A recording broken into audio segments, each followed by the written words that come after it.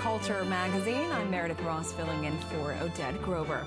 Today on the show, Israeli artists pay tribute to controversial German artist Joseph Beuys. We'll talk to the owner of the gallery, Dr. Fuhrer, exhibiting these unique works in Tel Aviv. We'll take a look at U.S. bluesman Corey Harris's performance at Jerusalem's Sacred Music Festival and what it was like performing in the Holy City. And Chinese artist Ai Weiwei is in London, displaying a retrospective of 20 years of his work.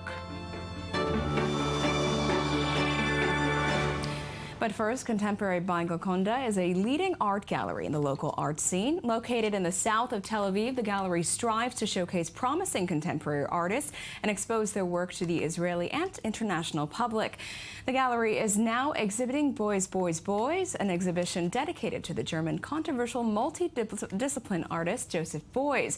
In the exhibit, Israeli artists pay tribute to Beuys as a source of inspiration. Here in studio joining me is art critic and expert Dr. Fuhrer, current CEO of Contemporary By Golconda. Thank you so much for being with us today. So first, can you just explain a bit about this exhibition here in Israel? It is a very large exhibition, 75 artists, about 4 or 5 different locations in 3 different cities, Tel Aviv, Jerusalem, and Sderot. And Sderot is an interesting choice there because it's not, a big city. This is obviously the city that is often under fire in war times by rockets from Gaza. So why did you choose Sderot as a location? Well, I'm not the curator of this exhibition, but I understand why he did so. Beuys' body of work is based on his wartime service in the German army. He was wounded, his wounds, and this has affected him for the rest of his life, and it affected all his body of work, which goes far beyond artistic per se, plastic art and so on. It goes far more to education and to movements in art, social movements.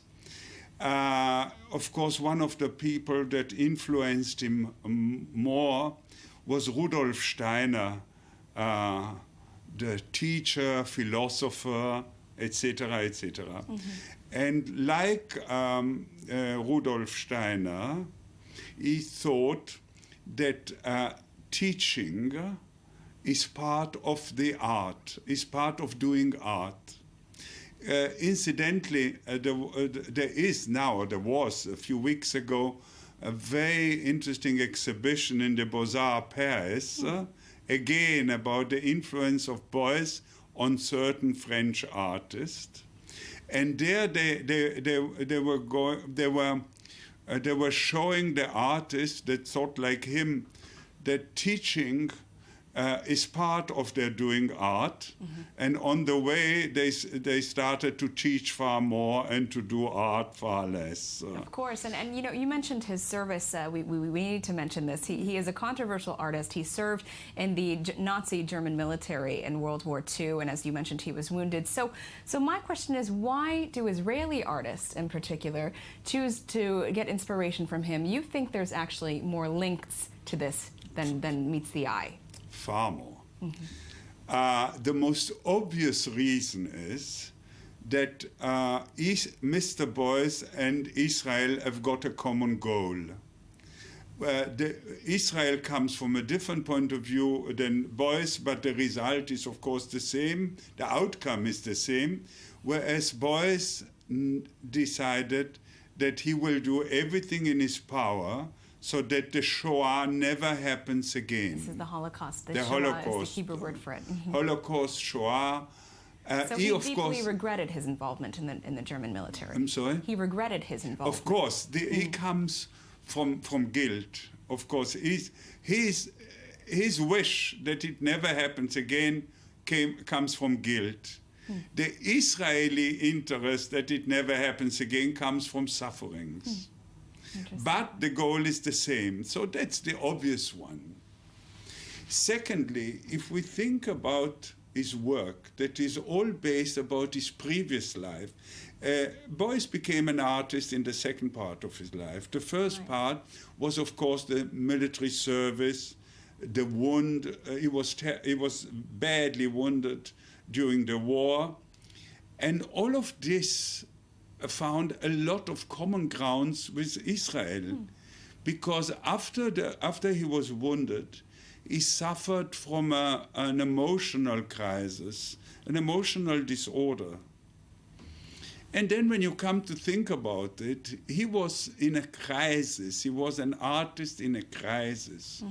So is Israel. It's a country in constant crisis.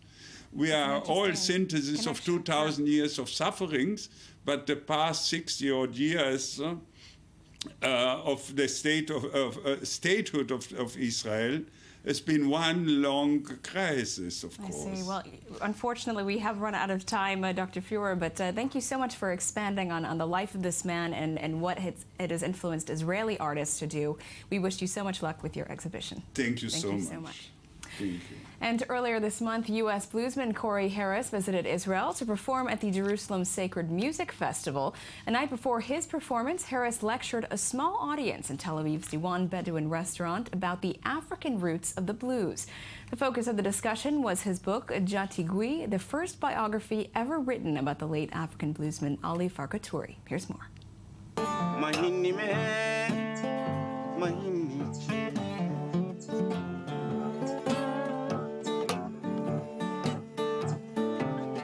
Is the blues American? When asked by journalists in USA where he had learned to play the blues, Malian musician Ali Farka Touré controversially replied, "My music is older than the blues." These words have inspired bluesman Corey Harris to remain close to the source of the blues, Africa. We had tens of thousands of years of African culture before slavery was even a thought.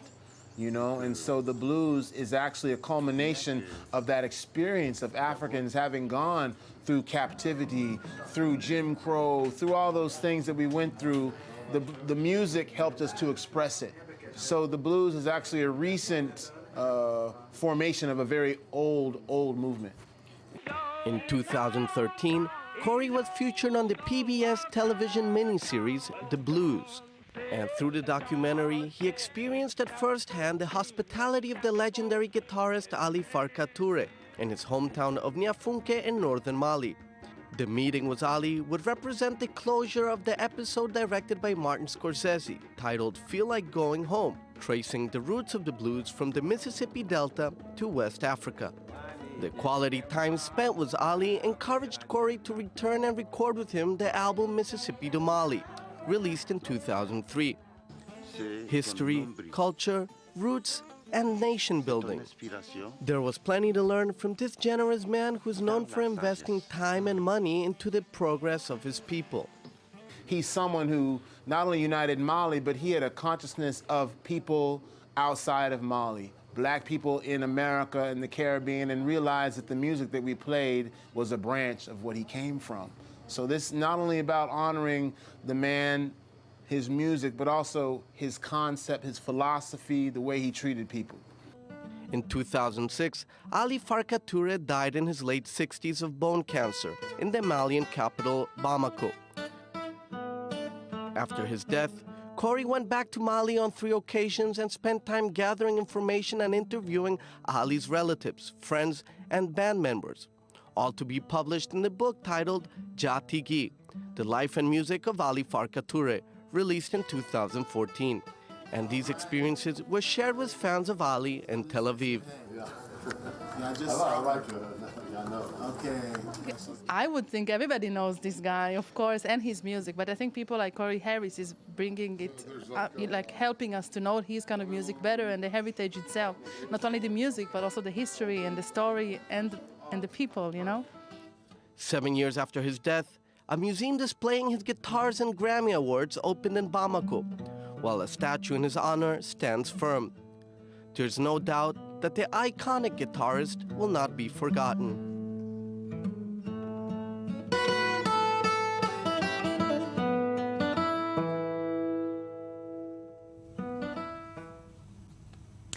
And coming up, a deeper look into Corey Harris's experience performing here in Israel. But first, our cultural recommendation of the day.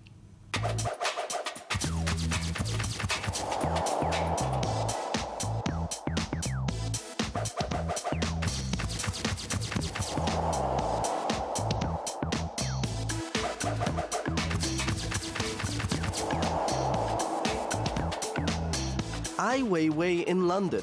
It's not new, but this time this major retrospective of the Chinese artist has a different taste.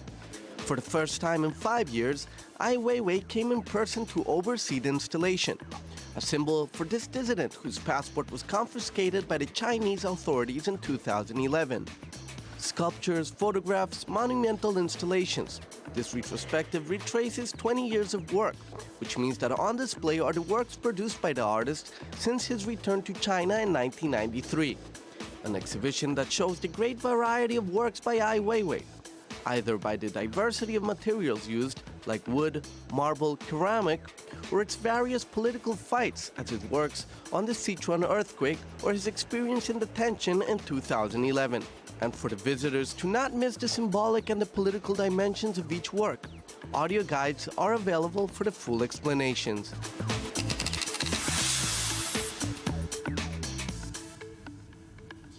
Now let's have a look at Corey Harris's performance at the Jerusalem Sacred Music Festival. How did he feel about his experience performing for the first time in the Holy City? We find out in the next report. See what my Lord have done, Mama. He embodies and transcends tradition. His voice may sound as if it belongs to a different century. We'll see what my Lord have done. Haunted by ghosts from ancient crossroads and cotton fields, he has carved out his own niche of acoustic blues. See what my Lord have done. Born in Denver, Colorado in 1969, Corey Harris began his career as a New Orleans street singer, traveling throughout the southern U.S.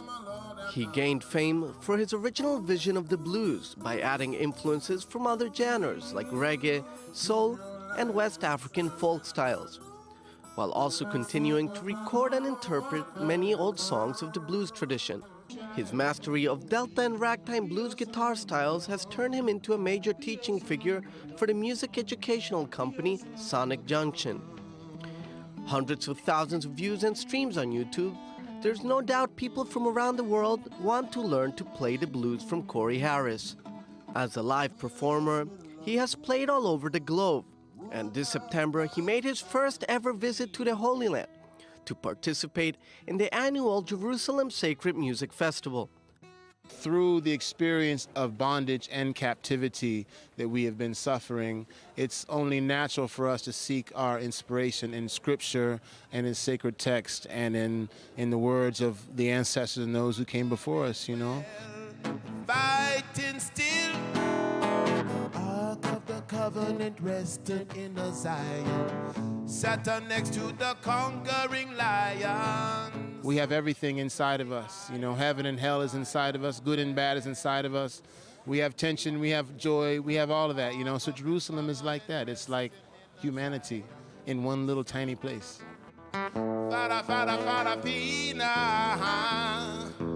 Corey's religion is Rastafarianism, an Abrahamic religion which developed in Jamaica in the 1930s, following the crowning of Haile Selassie I as Emperor of Ethiopia. He came here actually twice. He came here as Rastafari as he was the regent in 1924, I believe, and then he came here again on his way in exile to England in Bath. According to tradition, Haile Selassie was from the unbroken line of Ethiopian monarchs of the Solomonic dynasty, descending from Menelik I, son of King Solomon and the Queen of Sheba. And it is between the walls of this 3,000-year-old moat where the bluesman reconnects with the colorful history of Jerusalem. It's a great inspiration. Spiritually, I feel the vibration. I can feel the ancestors. I can feel all of the holy people, all of the kings, all the warriors, all the people who came before. It's a very strong vibration, you know, very inspirational. So, you know, my hope is that I can return back and learn more and share more of the music with the people. Well, do not pass me by. And that's all for today's show. See you next week with more culture on I-24 News. Let's finish with some music by U.S. Bluesman Corey Harris. Have a great day. Sister, don't get worried, sister, don't. We'll see what my Lord have done. Well, here I stand. Well, here I stand with my folded arm. Here I stand. See what my Lord have done, Mama. Again, Mama, don't get worried. Mama, don't. We'll see what my Lord have done.